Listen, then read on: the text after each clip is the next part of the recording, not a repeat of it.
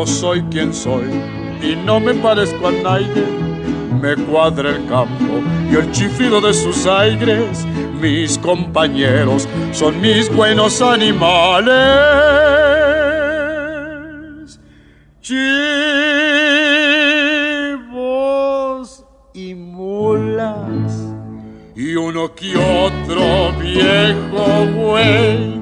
Un cuervo azul y un puerco color naranja cantaban juntos, qué bonita es la parranda. Y un feo caimán a un zorrillo le gritaba: